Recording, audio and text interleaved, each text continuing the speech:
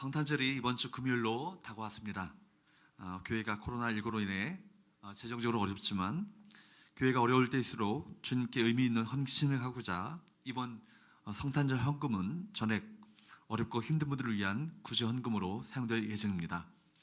주님께 감사하는 마음을 가지고 또 어려운 이웃들을 향한 사랑과 긍휼의 마음으로 정성껏 성탄절 감사헌금을 준비해 주시면 감사하겠습니다. 오늘은 우리 대림절, 대강절을 하기도 하죠. 대림절 마지막 주간을 보내고 있습니다. 대림절, 대강절이란 주님의 성탄을 기다리는 은총의 절기입니다. 그런데 12월 대림절과 성탄절을 맞이할 때마다 우리 마음 가운데 불편한 마음을 가지고 있습니다. 대림절이란 이 땅에 오신 예수 그리스도를 기다리고 주님의 성탄을 기뻐하는 절기인데 그 주인공인 예수님을 보이지 않습니다. 예전에는 흥청망청 즐기는 분위기로 인해서 예수님이 보이지 않았다면 이제는 코로나19 팬데믹 공포 속으로 인해서 성탄절에 대한 기대감은 또 기다림은 아예 온데간데 사라진 것 같습니다. 또 이렇게 비대면 온라인으로 성탄절을 맞이하기 때문에 더더욱 그런 것 같습니다. 그저 예수님 없는 교회 절기로서의 성탄절, 임마누엘 예수님의 임재에 대한 간절한 갈망을 잃어버린 성탄절이 되어가고 있다는 것이 제 마음을 참 아프게 합니다. 여러분, 누가복음 2장에 보면 예수님의 그 어린 시절에 대한 그 이야기가 누가복음 2장에 나와 있습니다. 예수님의 나이 12살이 되었을 때 예수님의 육신의 부모였던 요셉과 마리아는 어린 예수님과 함께 예루살렘 성전에 올라가셨습니다. 6월절 절기에 맞춰서 마을 사람들과 함께 나사렛에서 예루살렘으로 여행하는 그 여행이었는데 돌아오는 길에 문제가 생겼습니다.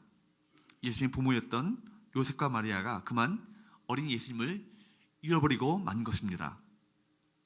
요셉과 마리아는 소년 예수님이 자신들과 함께 동행하고 있는 줄로 착각하고는 그냥 마을 사람들과 함께 고향으로 함께 가고 있었습니다. 하루가 지난 후에야 비로소 이 사실을 알게 되었죠. 아니, 아들이 없는데 한두 시간도 아니고 하루 길을 갈 때까지 몰랐다는 것이 참 이해가 되지 않습니다. 도대체 어디에 그들이 이렇게 정신이 팔렸을까요? 결국 오던 길을 되돌아가면서 찾고 또 찾다가 사흘 후에야 성전에 계신 어린 예수님을 만날 수 있었습니다. 예수님의 부모가 어린 예수님을 잃어버리고도 자신들과 함께 있는 줄로 착각하고 있다는 것은 우리에게 많은 것을 생각하게 합니다. 예수님을 잃어버리고 사는 사람들이 바로 예수님의 육신의 부모만이 아닌 것 같습니다. 오늘날 예수님을 믿고 따르는 사람들 중에서도 예수님을 잃어버리고 있으면서도 예수님이 자신들과 함께 있다고 착각하는 경우가 얼마나 많이 있습니까? 신앙인으로서 여러분, 예수님을 잃어버린다는 것은요 정말 심각한 문제가 아닌 거예요. 예수님이 없는 기독교가 있을 수 없고 예수님이 없는 그 교회란 존재할 수 없기 때문입니다. 그런데도 많은 성도들은 자신들이 예수님을 잃어버렸다는 사실을 잘 모르고 있는 것 같습니다. 교회에 다니기만 하면 저절로 주님이 자신들과 동행하고 계신다고 착각하는 분들이 참 많습니다. 오늘 함께 읽은 본문은요, 성탄절을 맞이할 때마다 다시 한번 우리 자신을 되돌아봐야 될 말씀입니다. 항상 들었고 너무나 익숙하지만 성탄을 맞이할 때마다 우리 가운데 정말 우리가 예수를 잃어버리고 살고 있지 않은지, 우리가 정말 예수의 마음을 잃어버린 것은 아닌지 진지하게 우리 자신을 점검해보고 되돌아야 될 줄로 믿습니다. 여러분, 오늘 말씀은요 아시는 것처럼 사도 바울이 빌립보 교회에게 보낸 편지입니다. 이 편지를 우리 주위에서 읽어보게 되면 예수님의 부모님뿐만 아니라 빌립보 교회 역시 예수님을 잃어버리고 있었던 것 같습니다. 오늘 우리가 읽지는 않았지만 본문 1절에서 4절까지 말씀을 보면 그 교회 상황을 엿볼 수가 있습니다. 1절부터 4절까지 말씀을 보면 그러므로 그리스도 안에 무슨 권면이나 사랑의 무슨 위로나 성령의 무슨 교제나 긍휼이나 자비가 있거든 마음을 같이하여 같은 사랑을 가지고 뜻을 합하며 한 마음을 품어 아무 일에든지 다툼이나 허용으로 하지 말고 오직 겸손한 마음으로 각각 자기보다 남을 낮게 여기고 각각 자기 일을 돌볼 뿐더러 또한 각각 다른 사람들의 일을 돌보아 나의 기쁨을 충분하게 하라. 이런 말씀이십니다. 빌립보 교회 성도들은요, 한마음이 되지 못했고 교회에서 열심히 각자 일들은 열심히 하는데 다툼과 허용을 했고요. 또 겸손한 마음으로 자기보다 남을 낮게 여겨야 하는데 그렇지 못했습니다. 그것만이 아니라 너무나도 자기 중심적이어서 자기 것을 잘 챙기면서도 다른 사람들에 대해서는 전혀 무관심했었습니다. 이 말씀을 통해서 다시 한번 우리가 이 상황 가운데 주시는 사도 바울의 메시지를 통해서 성탄절을 앞둔 우리 주일에 본문을 통해서 세 가지 레슨을 함께 나누기 원합니다. 먼저요, 한번 따라할까요? 너희 안에 예수님의 마음을 품으라. 너희 안에 예수님의 마음을 품으라는 것입니다. 사도 바울은요, 이렇게 빌립보 교회 성도들이 가지고 있었던 신앙생활의 문제는요, 궁극적으로 다른 것이 아니라는 것이죠. 너희가 그들이 예수님을 잃어버렸기 때문이다 라고 보았습니다. 예수님의 마음이 그들 안에 없다라는 것입니다. 그래서 본문 5절 이렇게 말씀합니다. 5절 말씀을 보도록 할까요? 같이 한번 읽어보도록 합니다. 시작. 너희 안에 이 마음을 품으라. 곧 그리스도 예수의 마음이니. 사도 바울은 빌립보 교회 성도들이 예수님 마음이 없이, 다른 말로 표현한다면 예수님을 잃어버린 채 교회 생활을 하고 있었기 때문에 교회 안에 여러 가지 문제가 생기게 되었다는 것입니다. 우리가 지금 새벽 기도 때 또한 생명의 삶 큐티 교재 본문으로 베드로 전후서를 살펴보고 있습니다. 수많은 고난으로 인해서 여러 가지 시험을 당한, 그 시험으로 인해서 소아시아의 여러 곳으로 흩어졌던 성도들에게 베드로는요, 그 시험을 이기는 비결로 무엇을 얘기합니까? 베드로전서 4장 1절 말씀에 보면 이렇게 말씀합니다. 한번 읽어보도록 합니다. 시작. 그리스도께서 이미 육체의 고난을 받으셨으니 너희도 같은 마음으로 갑옷을 삼으라. 이는 육체의 고난을 받은 자는 죄를 그쳤음이니. 여러분, 우리의 감정과 우리 결심은요, 오래가지 못합니다. 그렇기에 믿을 것이 못 됩니다. 이러한 우리들에게 필요한 것은 무엇일까요? 어떤 마음이에요? 예수 그리스도의 마음입니다. 여러분, 예수 그리스도와 같은 마음을 가지라는 것입니다. 심지어 베드로는 이러한 사탄의 공격 앞에 무력하게 당하지 않기 위해서는 이렇게 말하고 있습니다. 이 예수 그리스도의 마음으로 뭘 삼으라고요? 갑옷을 삼으라. 여러분, 즉 영적 전쟁에서 사탄에게 지지 않으려면 이 갑옷이 필요하다는 것입니다. 교회 안에 다툼이 있고 갈등이 있고 여러분 관계가 깨어지고 교회로 여러 다툼과 허용으로 말미암아 참 힘든 가운데 있었던 이 모든 것은요, 사탄의 시험 아니겠습니까? 이렇게 사탄에게 지지 않으려면 이 갑옷이 필요하다. 여러분, 예수님의 마음이요, 우리 신앙생활의 필수이고요, 또 예수의 마음을 품는 것이야말로 사탄과의 영적 전쟁에서 승리하도록 만들어주는 갑옷이 된다는 것입니다. 그렇습니다. 그리스도인들이란 예수님의 마음을 품고 사는 사람입니다. 그렇기 때문에 예수님의 마음이 없는 사람은요, 그리스도인이라고 할 수 없는 것입니다. 성경 지식이 있고 어느 교회에 소속되어서 교회 사역에 동참할 수는 있어도 예수님의 마음이 없다면 진정한 그리스도인이라고 하기 어려울 것입니다. 그렇다면 여러분, 우리가 품어야 할 예수 그리스도의 마음이 그렇다면 어떤 마음이겠습니까? 6절과 7절 말씀을 한번 보도록 합니다. 6절과 7절 같이 읽어보도록 합니다. 시작. 그는 근본 하나님의 본체시나 하나님과 동등됨으로 취할 것으로 여기지 아니하시고 오히려 자기를 비워 종의 형체를 가지사 사람들과 같이 되셨고. 여기에 보면요, 예수의 마음이 바로 자기를 비워 종의 형체, 곧 사람들과 같이 되신 것이라고 말씀하고 있습니다. 여러분, 우리가 알다시피 예수님은 하나님과 본체십니다. 이 본체에 해당되는 히라보 단어는 모르페라는 말인데, 모르페라는 이 말은요, 예수님께서 근본적으로 하나님과 동일한 본질, 동일한 속성, 동일한 성품을 가지고 계신 분이라는 말입니다. 하나님은 창조주시고 여러분 지존자이십니다. 예수 그리스도는 하나님이십니다. 그렇기에 예수 그리스도는 우리가 감히 측량할 수 없는 위대한 분이시고, 그렇기 때문에 예배받기에 합당하신 분이십니다. 스스로 영광 중에, 영원히 영광 중에 계시는 분이 바로 누구십니까? 우리가 예배하고 경배하는 예수 그리스도십니다. 근데 그분께서 사람이 되셨다는 거예요. 그냥 사람이 된 것이 아니라요, 어떻게 해요? 종의 형체를 가지셨고, 심지어 여러분 뒤에 구절의 말씀에 보면 죽기까지 자기를 낮추셨습니다. 본문에 보면 예수님께서 당신 자신을 하나님과 동등됨으로 취할 것으로 여기지 않으셨다라고 말씀합니다. 이 말은 예수님께서 인간의 몸을 입고 이 땅에 오셨기 때문에 시간과 공간의 제한을 받는 존재가 되심으로 말미암아 하나님께서 받으셔야 될 동일한 특권, 영광을 포기하셨다는 것입니다. 이것을 우리 본문은 자기를 비워 종의 형체, 곧 우리 사람들과 같이 되셨다고 말씀하고 있는 것입니다. 우리가 주목할 것은요, 자기를 비워라는 말입니다. 여기 비우다라는 말은요, 히라보로 에케노세이라는 말인데 포기했다라는 것입니다. 포기했다. 예수는 하늘의 보좌, 하늘의 영광과 권능을 포기하셨습니다. 당연히 존귀와 영광을 받으셔야 할 분이 누구십니까? 주님이십니다. 그런데도 불구하고 그 자리를 포기하셨다라는 거예요. 여기서 예수님께서 자신을 비웠다라는 것은 하나님의 본질을 포기한 것이 아니라 자신이 받아야 될 특권, 하나님으로서 마땅히 받아야 될 대접을 포기하셨다라고 보아야 하는 것입니다. 그렇습니다. 우리 주님은 하나님 자리에 연연하지 않으셨어요. 하나님과 동일한 분이시고 그 영광을 마땅히 받으셔야 될 그분인데도 불구하고 그 자리를 포기하시고 사람의 자리를 취하셨습니다. 주인의 자리를 포기하시고 종의 자리, 노예의 자리를 취하신 거예요. 종의 형체, 피조물인 우리의 인간의 몸을 입고 오셔서 때로는 사람들로부터 멸시를 당하기도 하셨고 조롱을 당하기도 하셨습니다. 그렇게 자신을 낮추신 거예요. 그러므로 오늘 우리가 품어야 될 예수의 마음은 다른 것이 아닙니다. 자신을 비우고 낮추신 이 겸손한 마음입니다. 우리 하나님은 비운 마음, 자신을 낮추는 마음, 그런 마음을 가진 사람들을 사랑하십니다. 왜냐하면 이 겸손은 하나님의 성품이기 때문입니다. 그렇기 때문에 자신을 비우고 겸손하게 자신을 낮추는 사람이 바로 그 사람이 하나님의 임재를 경험할 수 있고요.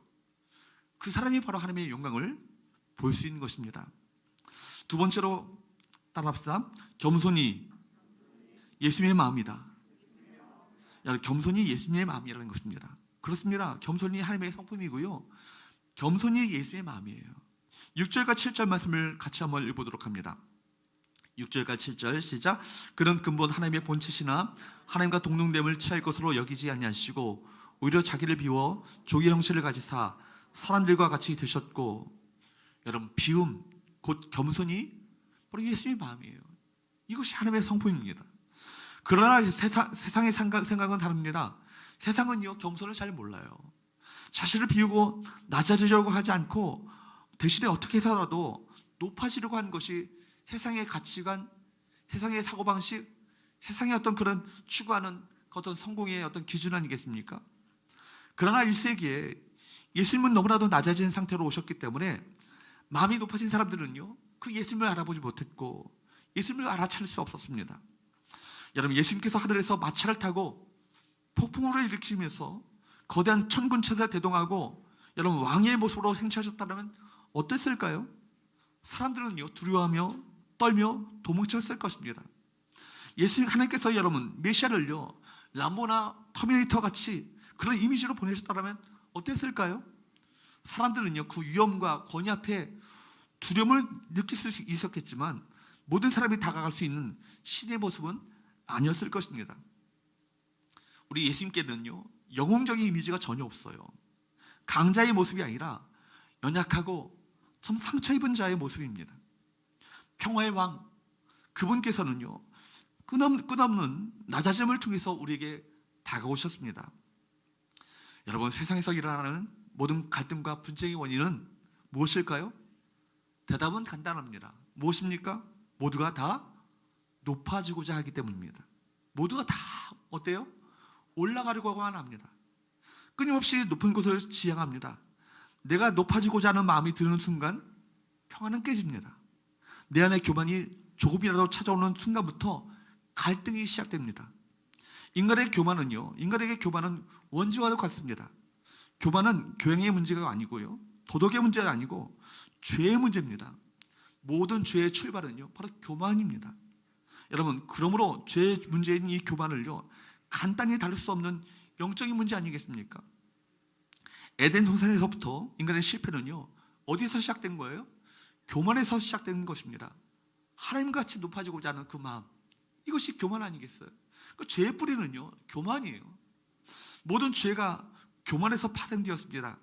이 교만은 끝도 없이 삶의 모든 영역에서 뿌리를 내려서 갈등과 대립을 일으키고요, 인생을 참 불행하게 만드는 근원이 되고 맙니다.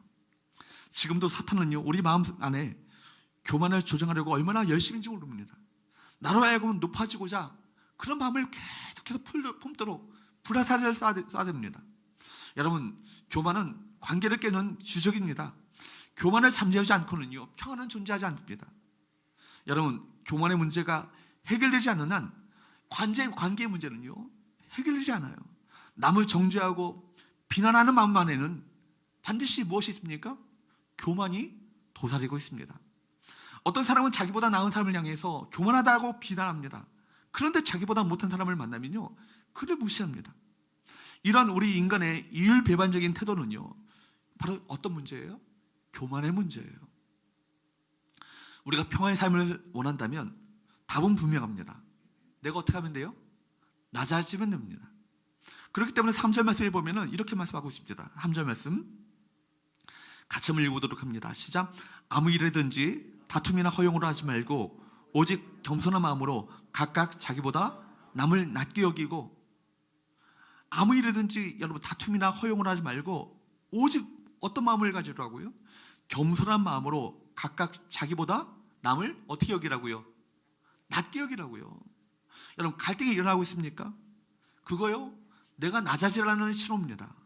내 내면에 불편함의 그 출처가 어딘지를 여러분 점검해 보면 압니다. 틀림없이 높아진 마음이 그곳에 있습니다.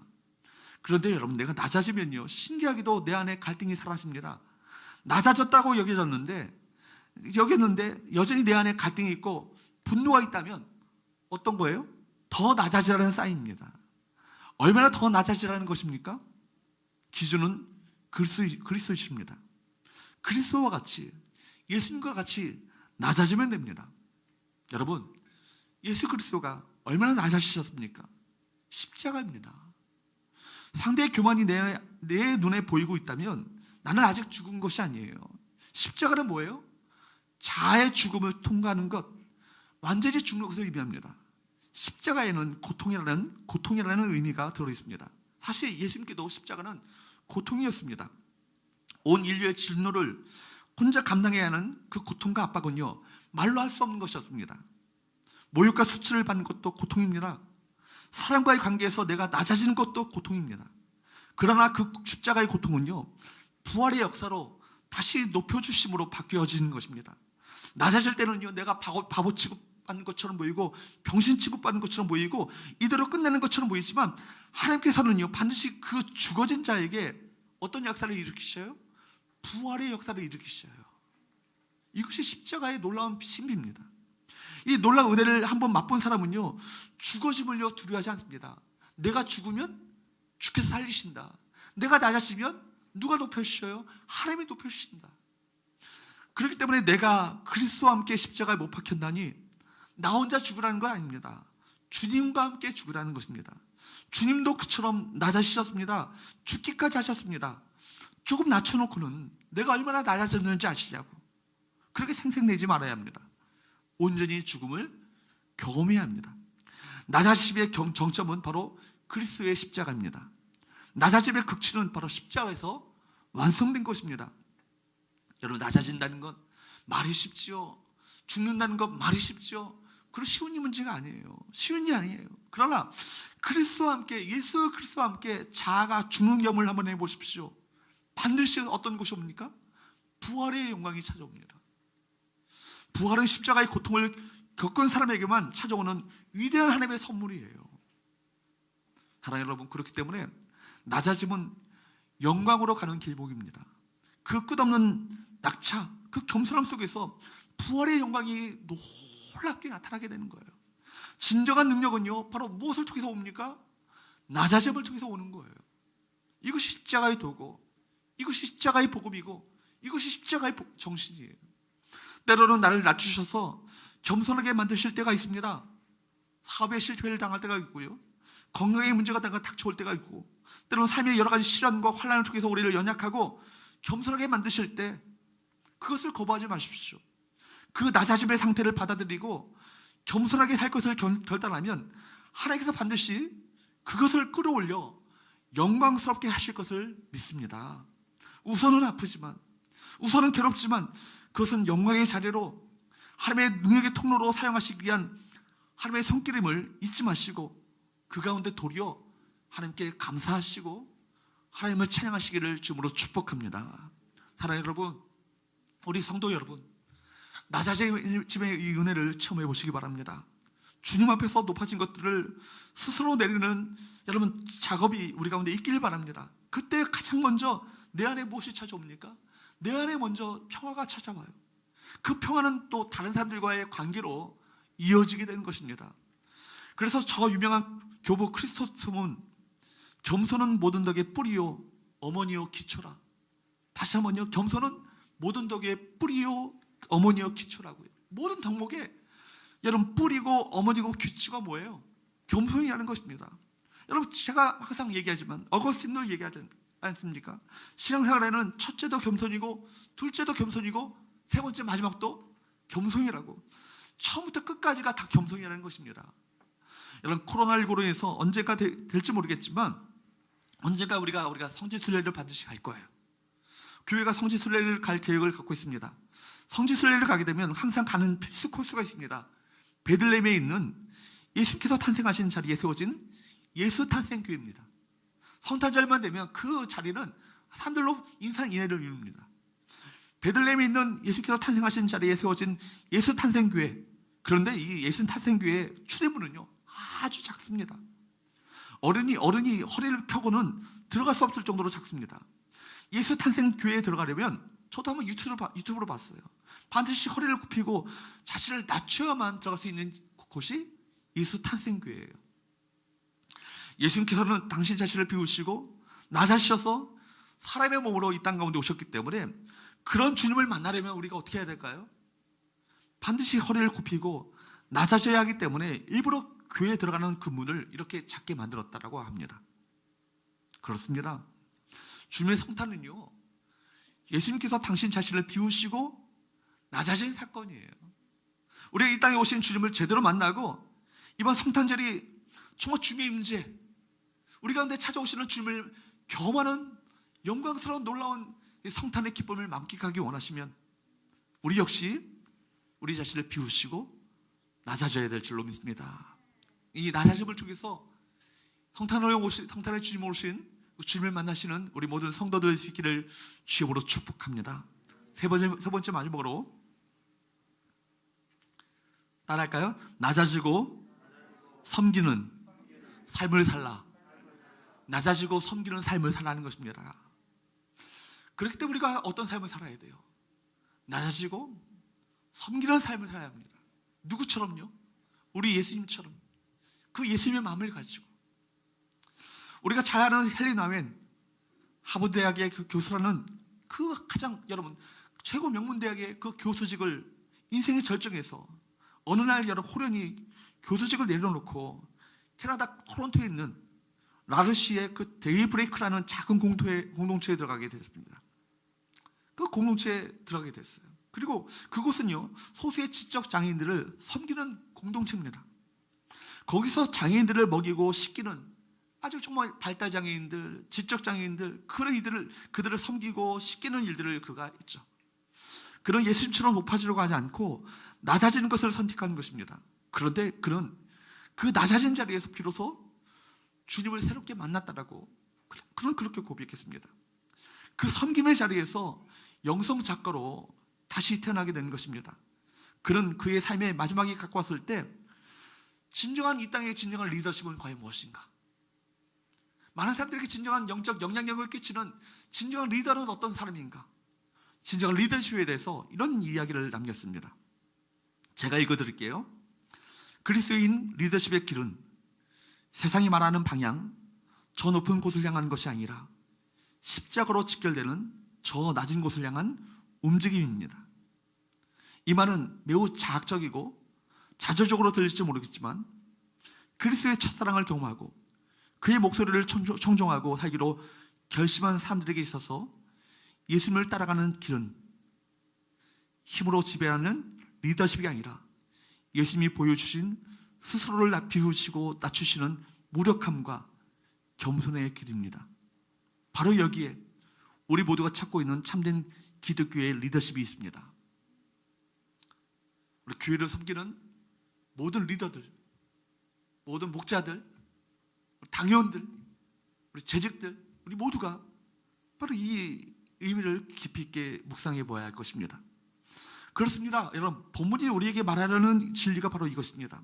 우리가 예수님처럼 자신을 비울 때, 즉 자아가 죽을 때, 또 우리 자신이 십자가를 통과하게 될 때, 비로소 예수의 성품, 그분의 마음이 우리 마음 가운데, 우리 가운데 넘치게 된다는 거예요. 요한복음 13장의 말씀에 보면 예수님께서는 이 진리를 말로만 하지 않으시고 최후의 만찬 자리에서 그 제자들에게 친히 그것을 보여주셨잖아요. 식사 자리에서 일어나셨던 예수님은 허리에 수건을 두르시고 일일이 그 제자들의 발을 씻겨주셨습니다. 여러분, 그 일이 어떤 일입니까? 사실은 손님이나 주인의 발을 씻기는 일은요, 그 당시 노예들이 하는 일입니다. 종과 노예들이 하는 그 천한 일이 바로 그 일이에요. 또 그 일을 생각해 보십시오. 제자들의 발을 씻기려면 허리를 구부려야 합니다. 허리를 구부리고 자신을 낮추지 않고서는 제자들의 발을 씻을 수 없었기 때문입니다.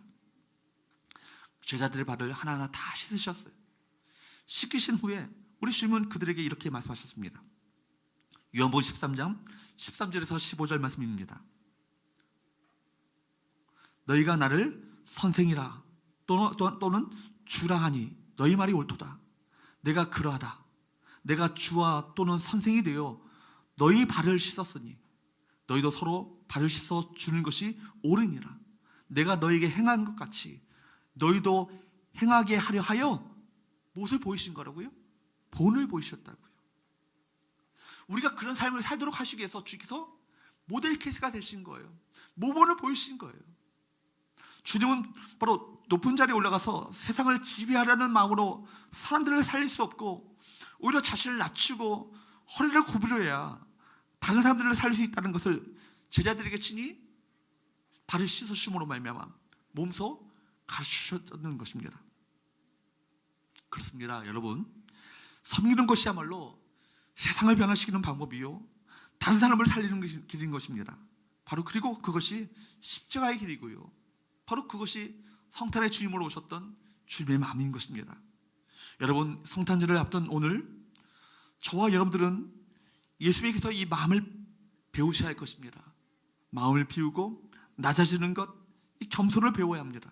그것이 바로 우리 마음에 품어야 할 누구의 마음이에요?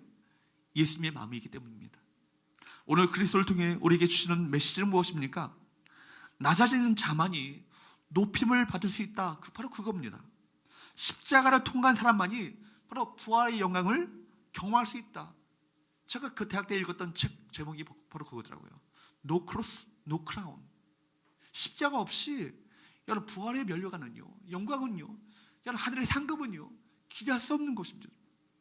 우리가 무시를 당하고 억울함을 당하고 비난받고 낮아져도 두려워하지 마시고 언제나 그리스도의 십자가의 도를 붙잡고 낮아지고 섬기는 삶을 살겠다, 그런 모습을 여러분 유지하시면요 절대로 안 망합니다. 분명히 하나님께서 내 삶을 가장 영광스럽게 하실 것입니다. 그걸 믿는 믿음이 있어야 우리가 낮아지고 섬기는 삶을 살 수 있어요. 안 죽어요. 괜찮습니다. 안 망합니다. 여러분, 안 죽습니다. 내가 죽으면 누가 살리셔요? 주님이 나를 살리십니다. 내가 안 죽으려고 하니까 죽는 것입니다. 낮아짐에 대한 두려움을 버리십시오. 무시를 당한 것으로 너무 억울해하지 마십시오. 손해를 볼 수 있으면 최대한 손해를 보십시오. 오른뺨을 치거든 왼뺨을 돌려대십시오. 누가 보셔요? 그거요, 주님이 다 보셔요. 주님이 다 카운팅 하십니다. 그 상황 보고 계시고 주님이 알고 계시고 반드시 놀랍도록 갚아주시는 그 은혜를 우리 가운데 베풀어 주십니다. 여러분, 이 믿음이 있어야, 여러분 이게 여기 우리 마음 가운데 쏙 들어와야 그런 삶을 살 수 있어요. 아무리 지식적으로 알아도요, 내 마음 가운데 그것이, 내 마음 가운데 깊이 있게 그 마음이 그 영적인 원리가 체득되지 않으면요 이런 삶을 살아가는 것은 가능하지 않습니다. 심지어 여러분, 억울한 고난 가운데 있었던 초대교회 성도들, 여러분 베드로전서 후서 얘기 바로 출신자들이 얼마나 억울한 누명을 쓰고 여러분 쫓겨다님을 당했습니까? 로마 황제 네로 황제의 어떤 누명을 써서 로마 화제가 바로 그리스도인들로 인해서 이 화제가 일어났다. 그로 말미암아 혹독한 여러분 박해가 시작된 건 아닙니까?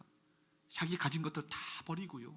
집과 모든 자기가 터전들 삶의 터전들을 다 버리고 갈라디아, 갑바디오기아, 비두니아, 아시아, 본도 이 소아시아의 모든 곳으로 흩어진 그들 아닙니까?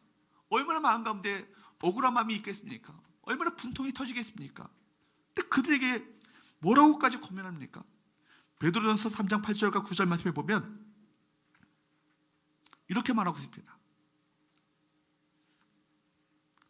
같이 한번 읽어보도록 할까요? 시작. 마지막으로 말하노니 너희가 다 마음을 같이하여 동정하며 형제를 사랑하며 불쌍히 여기며 겸손하며 악을 악으로 욕을 욕으로 갚지 말고 도리어 복을 빌라. 이를 위하여 너희가 부르심을 받았으니 이는 복을 이어받게 하려 하심이라. 나에게 억울한 상황을 가져다 주는 그 사람 있잖아요. 그죠? 나에게 부당하게 대하는 그 사람이 있잖아요. 나에게 악행하는 사람이 있잖아요. 그죠? 어떻게 보면 어떻게 사람이 저렇게 나한테 저렇게 할 수 있을까 하는 그 사람이 있잖아요. 그 사람에게 동일하게 되갚아 주지 말고 도리어 어떻게 하라고요? 복을 빌고요. 축복하래요. 하나님께서는요 이런 삶을 위하여 우리를 부르셨대요. 왜 그렇습니까? 이는 왜냐하면 복을 이어받게 하려 하심이라. 바로 이것이 하나님의 축복을 받는 비결이라는 것입니다.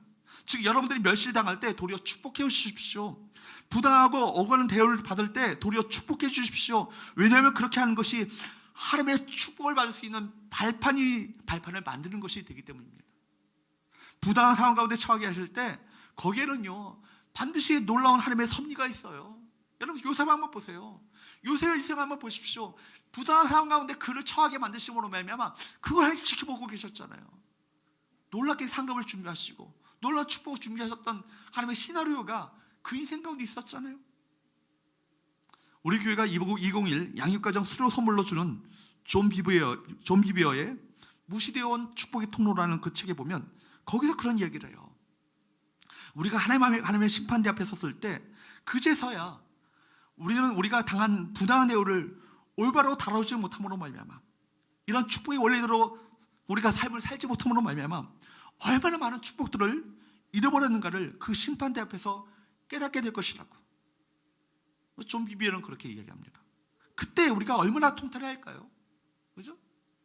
정말 이 축복의 원리대로 악을 악으로 갚는 것이 아니라 도리어 축복하고 복을 빌어주고 용서하고 사랑하며 권면하며 낮아지고 섬기는 마음을 가지고 그에게 대할 때 그거 다 보시는 거예요. 다 카운팅하시고 갚아주시는 은혜를 준비해 놓고 계시는데 그렇게 처리하지 않음으로 말미암아 우리에게 주어질 얼마나 수많은 축복들을 우리가 잃어버리고 살고 있는가 그제서야 깨닫게 된다는 것이죠.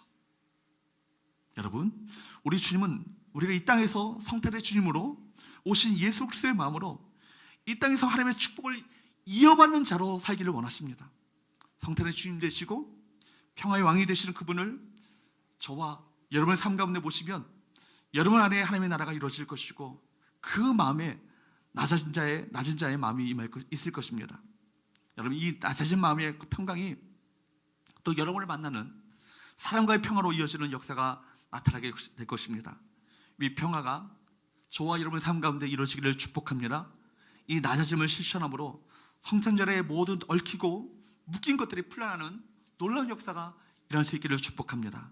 지금은 대림절 기간이고 이제 이번 주 금요일은 예수께서 탄생하신 성탄절입니다. 이번 성탄절은 예수 없는 예수의 마음을 잃어버린 공허한 성탄절이 아니라 겸손하게 자신을 낮추시고 우리 찾아오신 예수님을 우리가 정말 실제로 만나고 그분의 마음을 품는 은총의 절기가 될 수 있기를 예수 그리스도로 축복합니다. 기도하겠습니다.